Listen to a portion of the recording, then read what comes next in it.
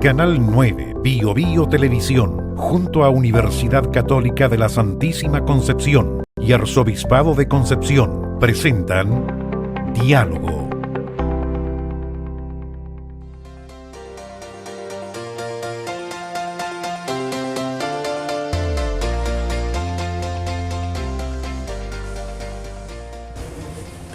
Aquí estamos nuevamente en Diálogo, un programa producido por los alumnos y profesores de Dirección Audiovisual y Multimedia de la Universidad Católica de la Santísima Concepción, en conjunto con el Arzobispado de Concepción y transmitido por Canal 9 Bio Bio Televisión. Nos importa mucho su opinión, escríbanos a @pediálogo porque estos temas surgen del acontecer diario.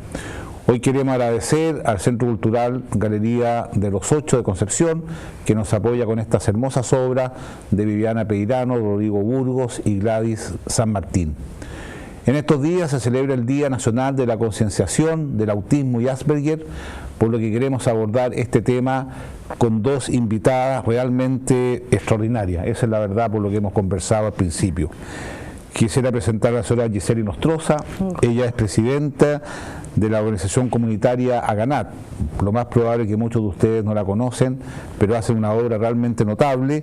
Y la doctora Marcela Álvarez, ella es médico psiquiatra infanto juvenil del Hospital La Higuera. Quisiera partir por usted, señora Gisela, ¿qué hace esta organización comunitaria Aganat y cómo llega usted ahí?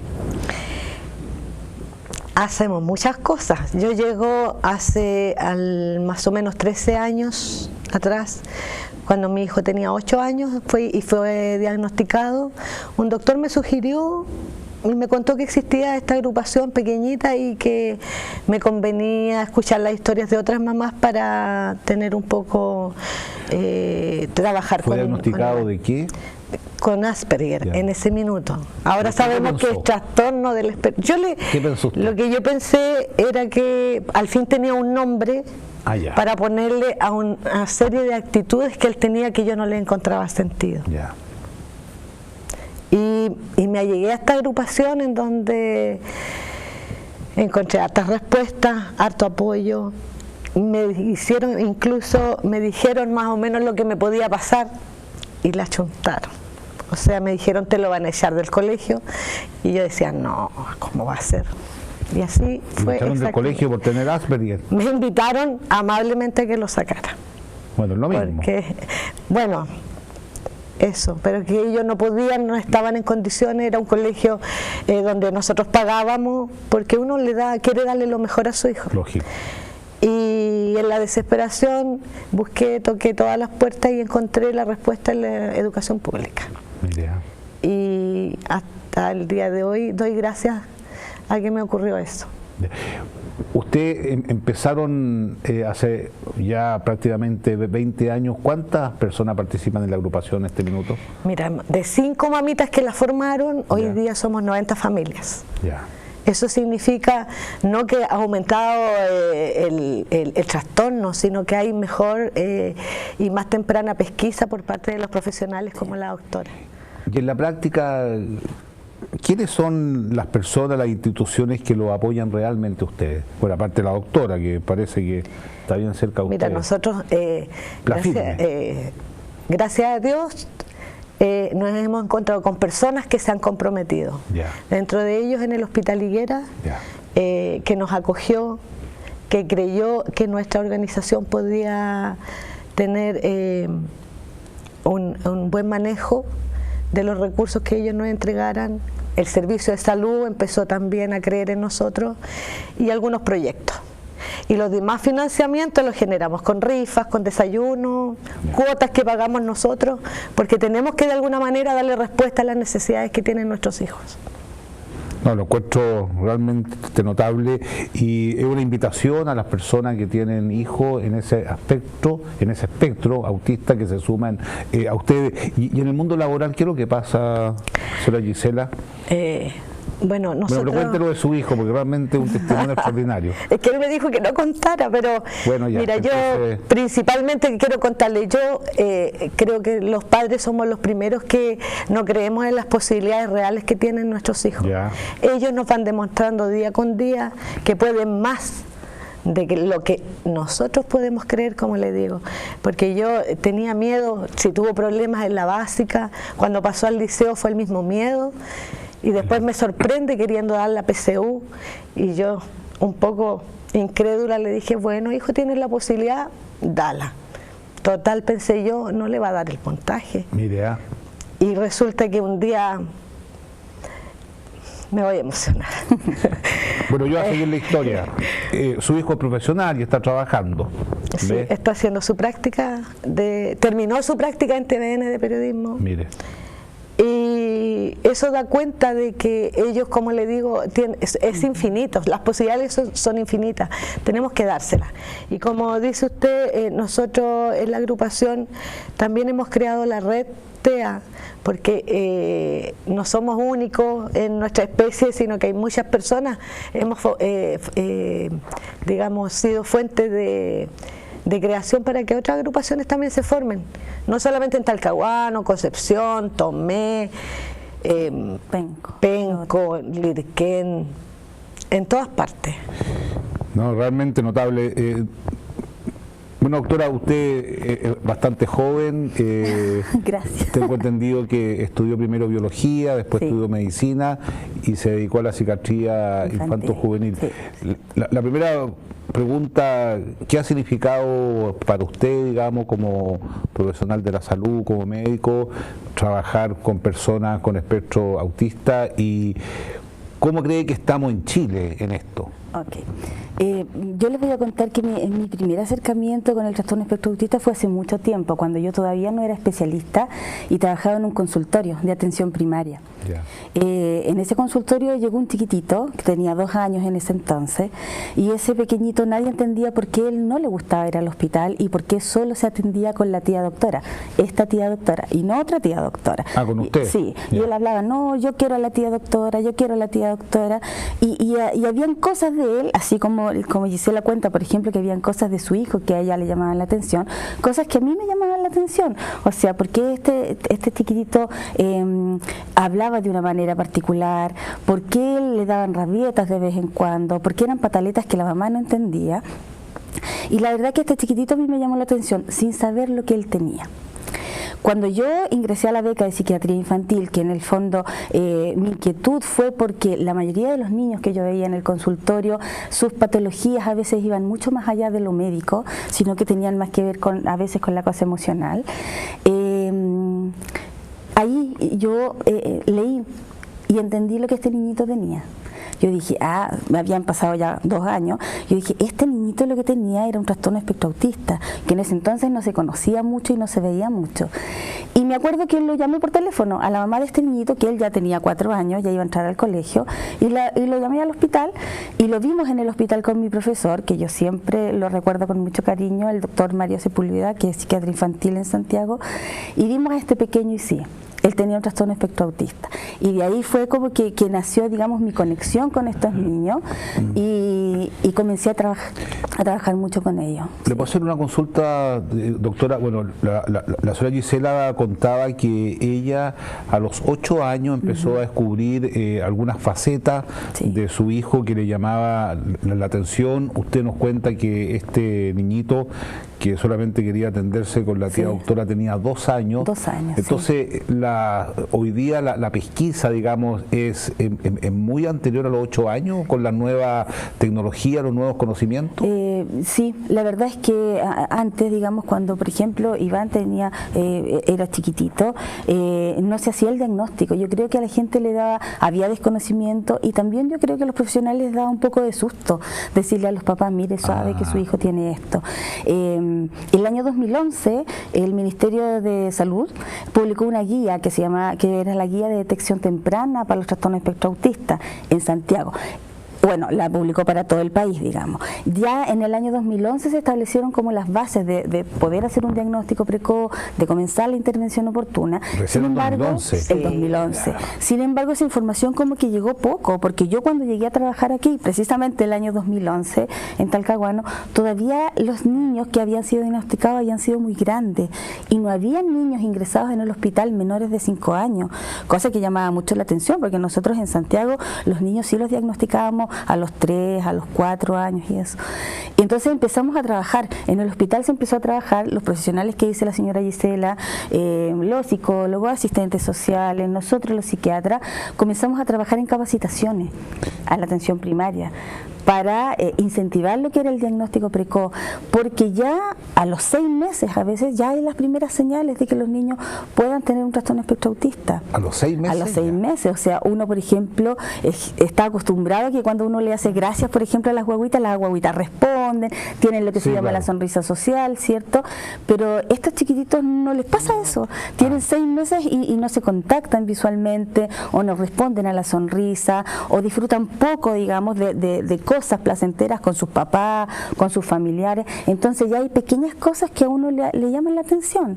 Al año, por ejemplo, tenemos a veces niños que no hablan. No hablan ni una Los niños normalmente deberían hablar al año, por lo menos decir 10 palabras, hacer frases de 2 palabras, y hay chiquititos que tienen 3 años y no hablaban. Y en ese entonces a los papás les decían, no se preocupe, ya va a hablar. Ya va a hablar. Es de regalón, no se preocupe, démosle tiempo.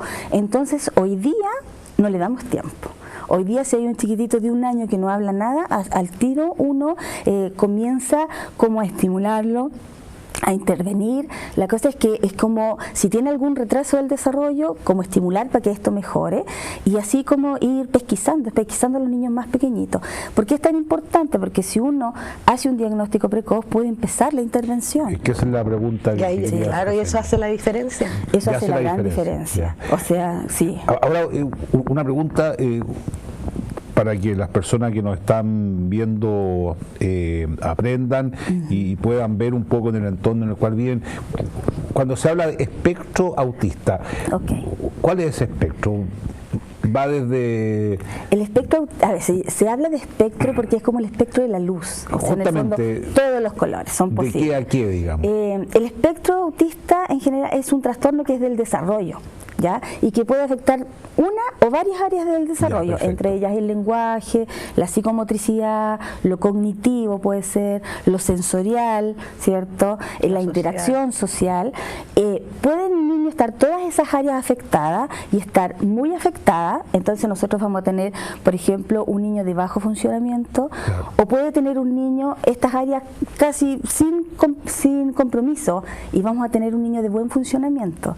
Ahora, es un espectro porque ningún niño es igual que otro, entonces hay una combinación. Un niño puede tener, por ejemplo, más afectado el lenguaje, pero no tiene por qué tener afectada la psicomotricidad, por ejemplo. Entonces todos los niños son distintos, por eso se llama espectro, que va desde lo más severo, puede decir, a un niño que tiene mucho compromiso clínico, a un niño que casi ni se le nota, que en general son muchos de los chiquillos, a veces los chiquillos universitarios, los que salen de cuarto medio, que han pasado así como desapercibidos toda su vida, porque en general tienen muy buen funcionamiento, y a lo mejor salieron de la universidad, como le dijo la señora Gisela, con algunas dificultades que eran propias a lo mejor de su condición, pero que no le generaron mayor dificultad en la vida, porque tenían buen funcionamiento.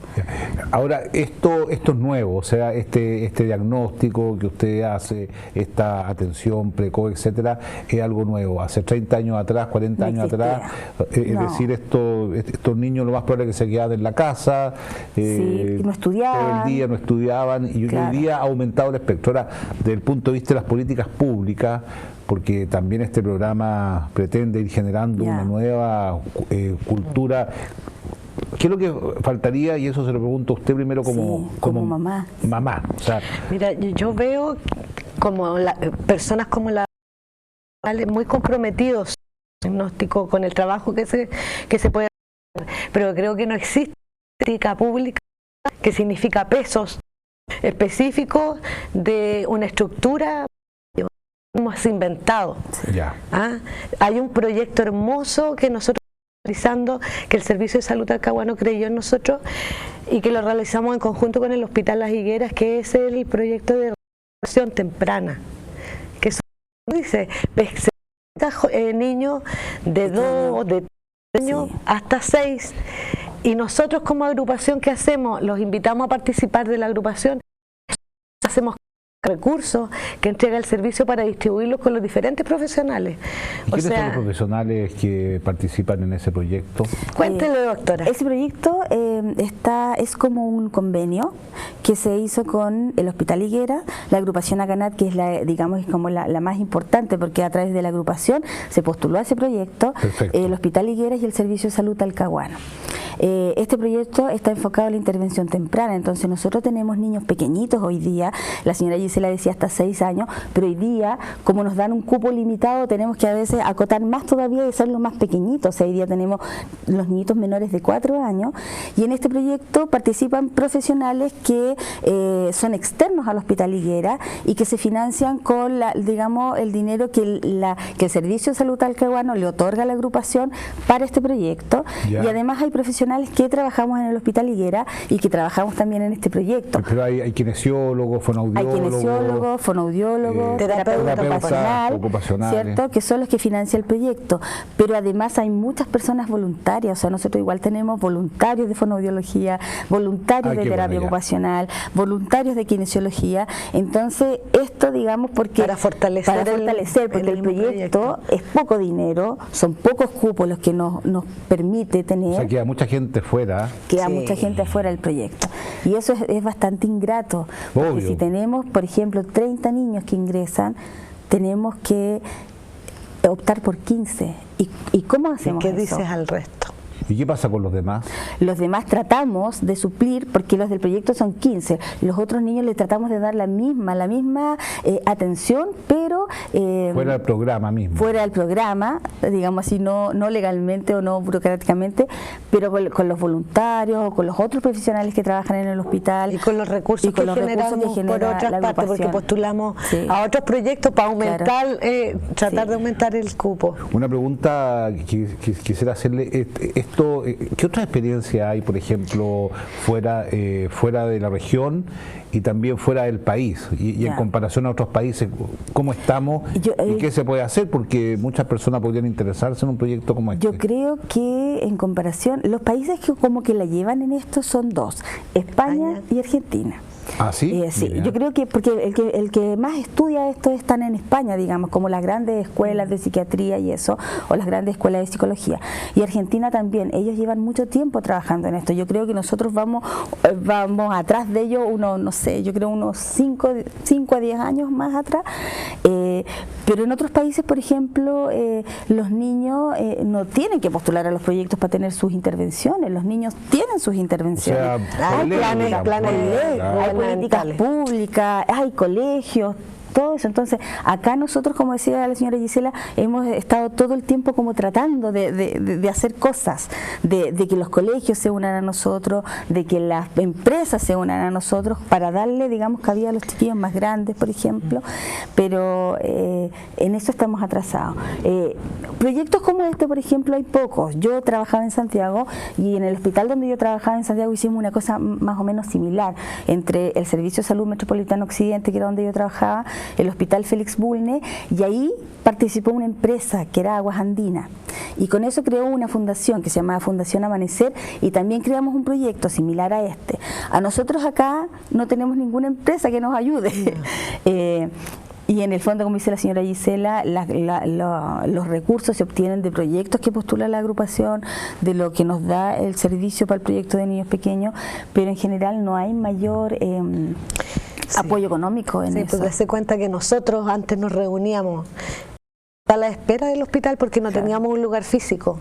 A veces hacíamos gimnasia en el zócalo del hospital porque no tenemos gimnasio. La verdad es que lo conseguimos, lo arrendamos, buscamos. Porque todos los sábados nos juntamos a hacer un taller multikinésico que es de intervención de tipo social, para expresar emociones, para que los niños respeten. Tiene una multiplicidad de funciones.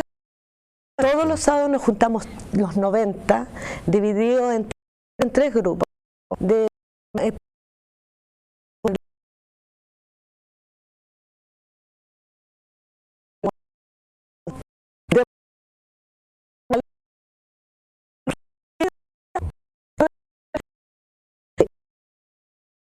Conseguimos un espacio comunitaria, y ahí pudimos tener... ¿Dónde, señora? Digan una de esas. Teresa iba... Estamos en lo que era la Medallita Milagrosa, en el hogar de niñas, ahí en Bilbao, en David Fuente 345B. Ah, claro. Y ahí estamos en un segundo piso y en un tercer piso, que es un espacio comunitario. Nosotros lo compartimos con otras agrupaciones, lo compartimos con otros dispositivos de salud, y entre todos hacemos la salud que se llama comunitaria. ¿Qué significa eso? Validar la experiencia que tienen los propios usuarios de salud mental, digamos, y en conjunto con los profesionales, porque no son ellos los diostores, como le llamaban antes, no son diostores, son nuestros amigos. Entre todos hacemos la salud.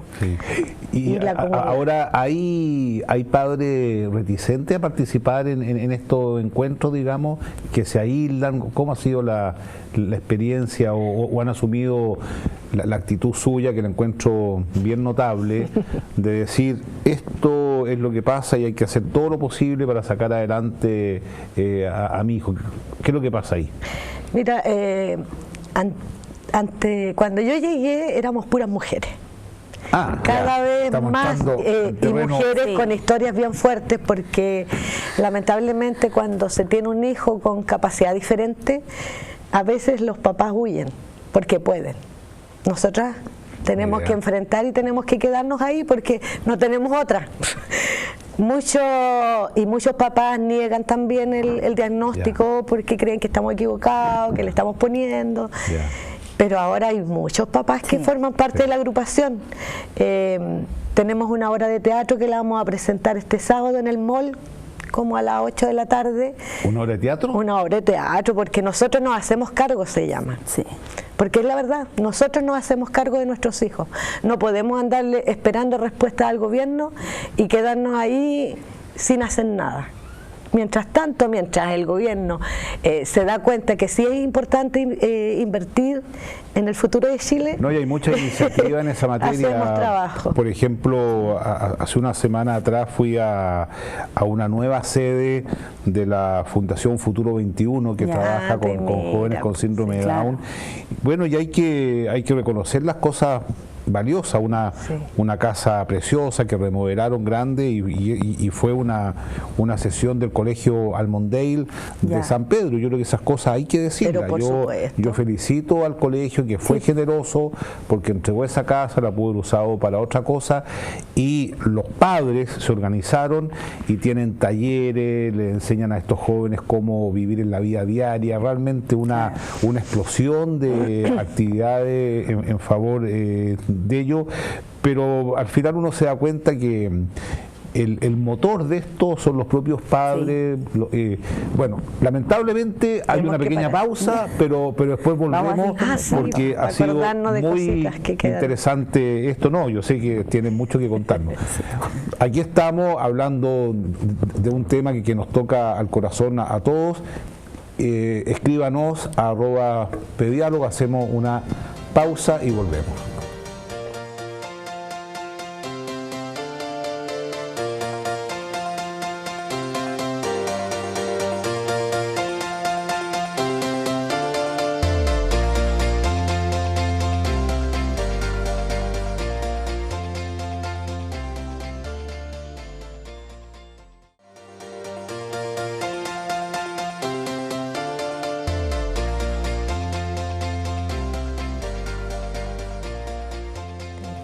Aquí estamos nuevamente con nuestras invitadas, la señora Gisela Inostroza, presidenta de la organización comunitaria Aganat, y la doctora Marcela Álvarez, psiquiatra infanto-juvenil del Hospital Blas Higuera. Una pregunta que quería hacerle a usted, en el ámbito de los profesionales de la salud, ¿hay cursos específicos en todas las áreas para personas con espectro autista, o empiezan a descubrir, digamos, este carisma cuando ya salen? En general en el pregrado, eso. No hay mucha información. Hoy día yo creo que sí, por ejemplo, en las carreras de pedagogía día lo están incluyendo, porque resulta que nuestros niños van al colegio. Entonces nos encontrábamos con los profesores que no sabían de lo que estábamos hablando. Y hoy día las carreras de pedagogía en algunas universidades se han implementado, digamos, cursos de retos múltiples, de trastorno espectro autista, de las distintas dificultades y diferencias que puedan tener los niños. Pero en general todos los cursos y las especializaciones y las capacitaciones son en posgrado. Entonces la mayoría de la gente, después de recibirse, digamos, tiene que hacer cursos.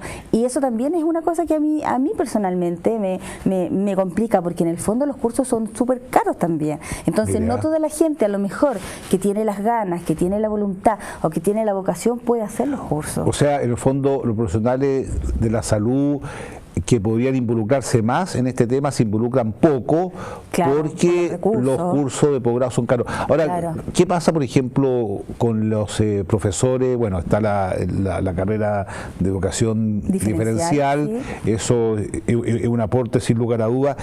Y quería preguntarle algo personal, que puede ser un poco difícil, pero usted que conversa con las mamás, ustedes también y los papás, ¿cuáles son las mayores dificultades que tienen estos jóvenes en el colegio?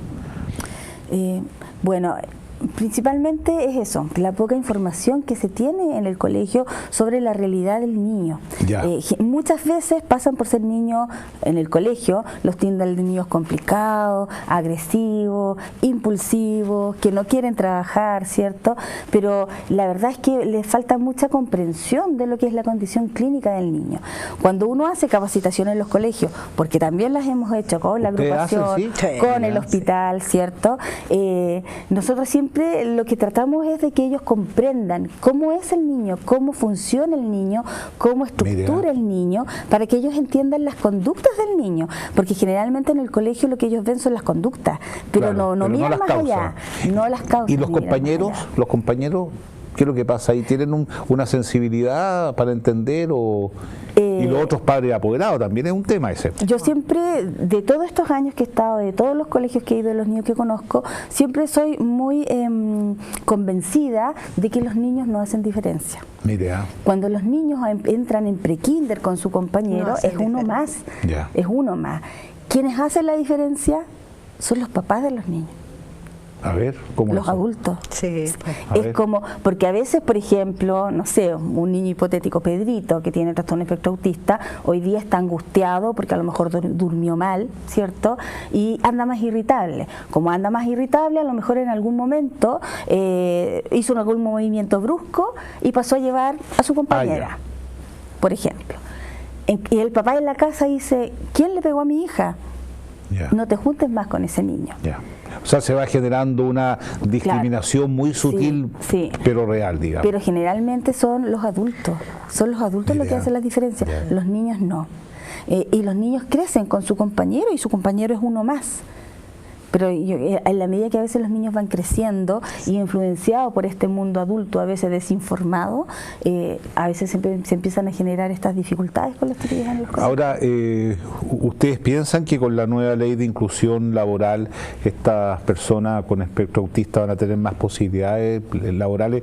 Lo que nos pasa mucho a nosotros es que nosotros la verdad nos hemos especializado en jóvenes con síndrome de Down y ha sido una experiencia tremendamente positiva, pero llegan mamás y papás con hijos con otro espectro y la verdad que no tenemos ninguna experiencia, no sabríamos cómo hacerlo a pesar de que ya llevamos un camino recorrido. ¿Usted piensa que habrían empresas que tendrían capacidad de acoger a trabajadores con espectro autista? ¿Cree que está lejos todavía? Tengo mi apreciación personal en ese sentido, porque yo creo que se hizo la ley, pero no se educó a la empresa. Porque pasa lo mismo que en el colegio, los compañeros de trabajo no saben cómo actuar frente a una pequeña descompensación que pueda tener, porque le molesta el ruido, porque no le gusta el olor, o porque se demora más en realizar una actividad y no saben que deben darle ese tiempo. Entonces los compañeros o el mismo jefe no tiene la paciencia, la tolerancia, el respeto. Entonces, pero es porque falta información, falta educación. Y lo que podría, lo que podría pasar también es que contraten a alguien alguien para cumplir con la ley, pero lo dejen totalmente aislado, eso sería un desastre. Hoy día eso es un poco. Yo creo que eso que pasa. Se ha dado, claro, se han en los incluido colegios también. En los colegios esto del programa de integración, yo creo que ellos cumplen con tener un programa de integración y que los niños estén. El programa de integración es el que en los colegios apoya a los niños con alguna dificultad, ¿cierto? Con necesidades educativas especiales, que se llama. Pero hemos visto también, cuando vamos a los colegios de los niños, que a veces los programas de integración no están bien implementados. Ya. Entonces, claro, el colegio tiene programa de integración, pero no está bien implementado. Los profesionales a lo mejor no les dan tiempo, ni infraestructura, ni diría yo la oportunidad de hacer su trabajo bien. Claro. Entonces pasa un poco lo mismo con la ley, yo creo, de inclusión laboral, que las empresas lo van a hacer, pero no está todo el trabajo previo que se debió haber hecho. Y ahí está un poco lo que yo hablaba delante, porque por ejemplo en Argentina, donde de repente nosotros vamos a capacitaciones y eso, se hace esto de la inclusión laboral, pero hay todo un proceso previo donde las personas que están, lo que se llama por ejemplo en un taller prelaboral que es protegido primero, estas mismas personas que trabajan van a las empresas, capacitan a las empresas, le enseñan a la empresa, ¿cierto? Y cuando los chicos entran a la empresa también hay un acompañamiento de eso. ¿Qué es el tema? De los primeros meses por lo menos, hasta después que los chicos pueden estar solos, claro. Pero es todo un proceso, es un proceso que se va haciendo paso a paso, todos los días. En cambio, acá yo creo que eso es un poco lo que nos falta, porque está la ley, es como ya, vamos a aplicar la ley, pero no está el trabajo. No está lo previo, no está la información, no está la comprensión, no está, digamos, el apoyo. Y eso yo creo que es lo que hay que seguir trabajando. Bueno, en este sentido de qué es lo que hemos hecho nosotros como agrupación eso. También, aparte de dar atenciones a nuestros hijos, aparte de contenernos entre nosotros, sí. De apoyarnos, y aparte de hacer vínculos con el servicio de salud en este caso, también nos hemos preocupado mucho de ir a los centros educacionales, sí. A los colegios, a los institutos y a las universidades. Sí. A las universidades, ¿por qué? Porque nosotros creemos y estamos seguros que los futuros profesionales que se sensibilicen con la discapacidad en general, porque claro. No hablamos solo de autismo. La discapacidad se extrapola a todas las dificultades que puede tener una persona. Bueno, y hay que partir de la base que, todos tenemos algún grado de discapacidad. Pues, claro. Todos somos, entonces nosotros vamos y creemos que esos futuros profesionales más sensibilizados van a ser mejores con nuestros hijos. Tenemos convenios con diferentes universidades, tenemos estudiantes en práctica, porque nuestra agrupación digamos, no tendrá muchos recursos, pero es responsable. Entonces, si llega un estudiante en práctica, nuestros padres tienen que cumplir con sus atenciones, con la asistencia, hay un informe previo, un informe final, hay un trabajo que se ha hecho en ese sentido yo podría nombrar la UNAP, por ejemplo, que tiene terapia ocupacional, que es una carrera relativamente nueva, también la UDLA de la Universidad de las Américas. Y también han llegado de otros centros educacionales porque necesitan campos de... Necesitan aprender también. Necesitan aprender. Y nosotros estamos ahí con la seriedad que corresponde, porque no somos, digamos, para que jueguen con nuestros hijos, sino que son ni para que experimenten, son para que conozcan in situ la realidad y la puedan replicar después. Interesante. Ese es un lindo trabajo. Yo creo que de esa manera ha ido sí. creciendo como el grupo de personas que cada vez está más comprometida con lo que es el trastorno espectro autista. Porque si nosotros pensamos, por ejemplo, la primera marcha que hicimos un día 2 de abril, hace como 6 años, habíamos 10 personas, nosotros. Y este domingo, que fue la segunda corrida por el día de concientización del autismo, había mucha gente. Lo que hablaba la señora Gisela es que ellos como agrupación AGANAT ayudaron a que las distintas agrupaciones, a que se formaran otras agrupaciones de padres. Y también acá en la región, estas agrupaciones de padres se juntaron en una gran agrupación que es la Red TEA, que trabajan en conjunto, que reman, digamos, ¿Una red que está en todo Chile? Que está en la región TEA, la red TEA Octava, en la región, porque cada lugar de acá sí hay niños con trastorno espectro autista, hay papás de estos chiquititos, entonces la idea es que todos juntos puedan trabajar, digamos, por un mismo objetivo, y la verdad es que unir la fuerza ha sido mucho más efectivo, ¿cierto?, que trabajar todos por separado. Sí, entonces yo creo que con este incentivo, estos voluntarios que van, porque son chiquillos que recién están estudiando, cuando ellos se reciben sí tienen la vocación y el compromiso y la voluntad de trabajar con estos niños. Entonces así yo creo que se ha ido ampliando como el grupo de personas y cada vez somos más. Nosotros hemos aprendido también con nuestra psiquiatra que debemos cohabitar la diferencia, como dice Desviat, que también es, o sea, es una teoría. Cohabitar la diferencia. Cohabitar la diferencia, dice. Volviendo un poco al tema del colegio, yo siento que es una trampa no tener un gran espectro de personas diferentes en una escuela, porque la vida real es distinta. Pero claro. O sea, uno no puede aislar a los niños sabiendo que después la realidad se van a encontrar con personas muy distintas, y en ese sentido, sin lugar a duda, que están abriendo un camino interesante. Otra pregunta que le quería hacer: ¿cuáles serían los aspectos que hoy día en Chile habría que reflexionar? Porque seguramente nos estará viendo alguna persona que tenga alguna influencia política, por ejemplo, en materia de ley, por ejemplo. Mira, en ese sentido, lo que yo pienso es que nosotros somos el hermano pobre de la salud. La salud es de dos partes, salud física y salud mental. Lógico. Yo creo que si las dos estuvieran relativamente equiparadas en cuanto a apoyo, financiamiento, estaríamos hablando de otra cosa. O sea, por ejemplo, si hubiesen más becas para aquellos profesionales de la salud que se van a especializar en este campo, ya sería un trabajo serio. Se ha dicho que la salud mental es un problema en Chile, ¿cierto? Pero tenemos que hincarle el diente ahí, meterle plata ahí, porque si nuestra mente está sana, nuestro cuerpo está mejor todavía. Y este es un problema de salud mental, somos como un 2% del presupuesto. En general, y para eso, para tratar todos los problemas que están incluidos ahí, imagínense. Ahora, dentro de la salud mental también hay una diferencia entre la salud mental del adulto, que tiene, digamos, condiciones clínicas más evidentes, y la salud mental de los niños. Entonces también ahí estamos, también somos como el hermano pobre de la salud mental. Y dentro de la salud mental infantil, yo creo que el trastorno espectro autista también, como no hay algo que se vea, ¿cierto? Porque no hay una diferencia notoria. O sea, por ejemplo, uno puede ver un niño con una discapacidad física y lo ve que está en una silla de ruedas, y yo sé que tiene una discapacidad física, pero el niño con trastorno espectro autista, uno no ve nada distinto, no lo ve. Salvo cuando se descompensa. Salvo cuando tiene alguna conducta que a nosotros nos parece un poco, a lo mejor, inadecuada o un poco rara, como dice la gente, pero no se ve, no se evidencia. Entonces, por lo tanto, es algo que como que no, de repente es como que no existiera para en el colegio, por ejemplo, nada. Pero en el fondo por eso es menos visible, y yo creo que por eso hay menos inversión en él. ¿Cuáles son señora Gisela, sus temores respecto de su hijo y de las personas que usted convive, digamos, prácticamente toda la semana, respecto al futuro, por ejemplo?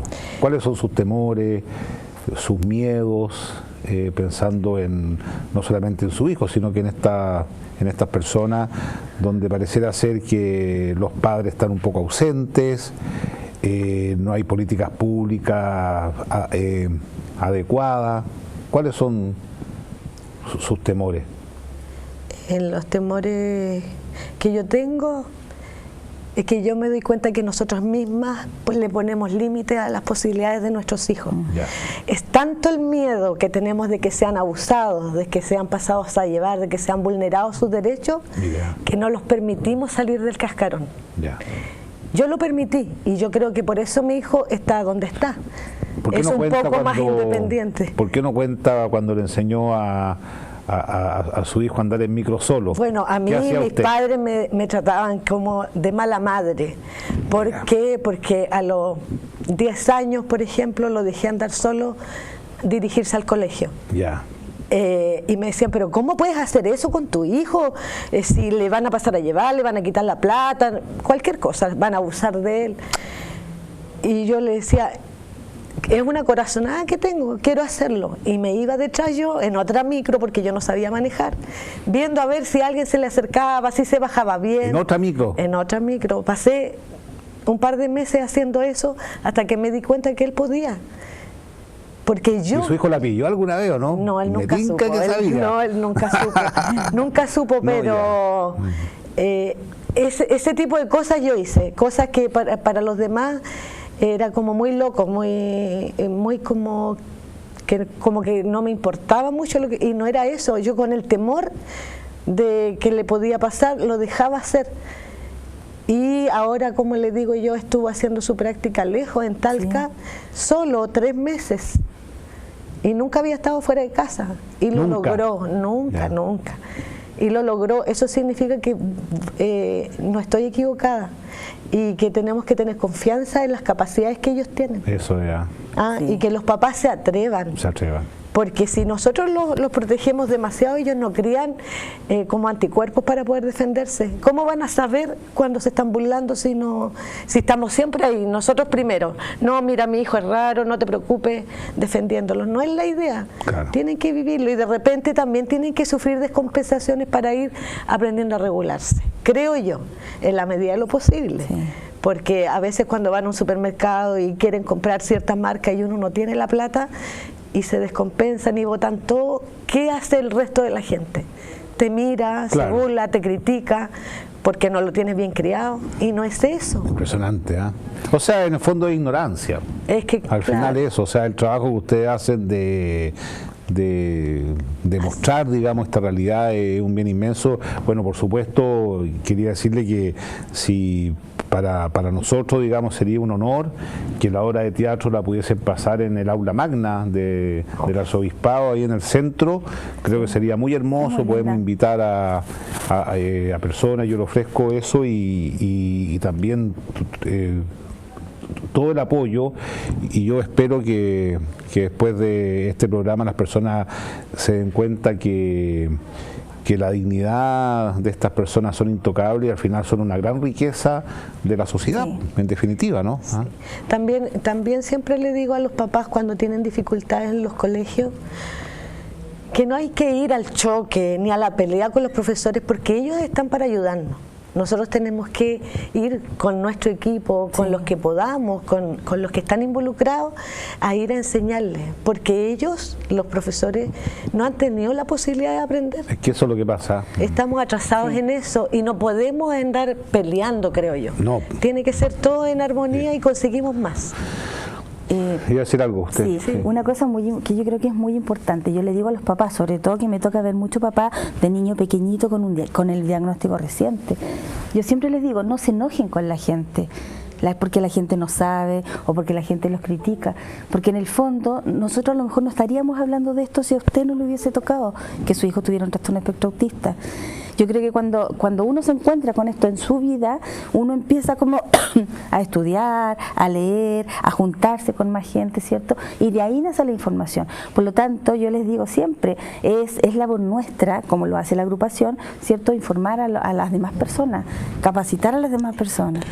Bueno, lamentablemente se nos acabó el tiempo. La frase.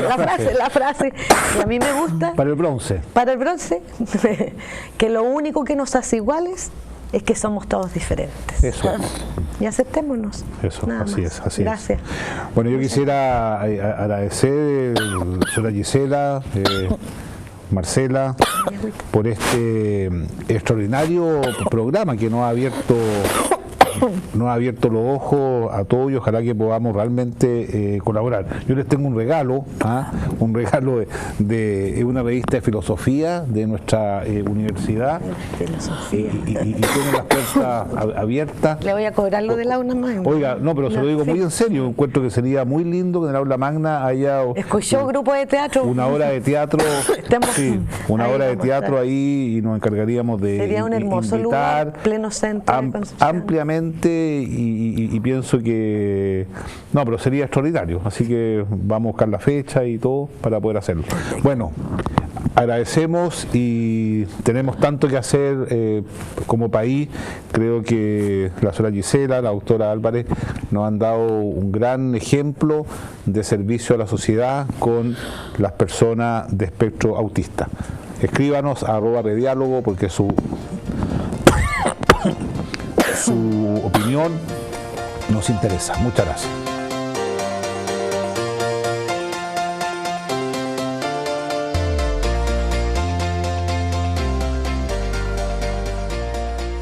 Canal 9, Bio Bio Televisión, junto a Universidad Católica de la Santísima Concepción y Arzobispado de Concepción, presentaron Diálogo.